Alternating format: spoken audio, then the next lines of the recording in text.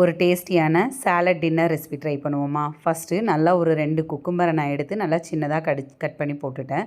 இது வந்து சோயாவை வந்துட்டு நல்லா தண்ணியில் ஊற வச்சு ஒரு 5 மினிட்ஸ் நல்லா வேக வச்சதுக்கப்புறமா மிக்சியில் போட்டு எடுத்துகிட்டு நீங்கள் சின்ன சின்ன பீஸாக கூட கட் பண்ணிக்கலாம்.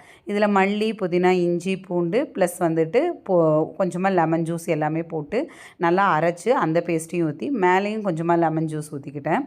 இது கூட வந்துட்டு உப்பு, அதுக்கப்புறமா நம்ம இதுக்கு தேவையான தயிர். இல்லை எனக்கு வந்துட்டு தயிரும் குக்கும்பரும் நைட்டு சாப்பிட்டா ப்ளோட்டிங் ஆகும் அப்படிங்கிற மாதிரி ஃபீல் பண்ணுறவங்க நீங்கள் தயிரை ஸ்கிப் பண்ணிவிட்டு நீங்கள் இதே மாதிரி கூட எடுத்துக்கலாம். இல்லை வெள்ளரிக்காய் சாப்பிட்டாலே ப்ளோட்டிங் ஆகுறவங்க நீங்கள் வெள்ளரிக்காய்க்கு பதிலாக கேரட் கூட ட்ரை பண்ணி பார்க்கலாம். இதை நல்லா மிக்ஸ் பண்ணிவிட்டு தயிரையும் ஊற்றி நல்லா மிக்ஸ் பண்ணி ஒரு 5 to 10 மினிட்ஸ் அப்படியே விட்டுருங்க. விட்டுட்டு இதை சாப்பிட்டீங்க அப்படின்னா டேஸ்ட் எனக்கு ஓகேவாக தான் இருந்துச்சு. பட் வீட்டில் இருக்க எல்லாருக்குமே ரொம்ப பிடிச்சிருந்துச்சு.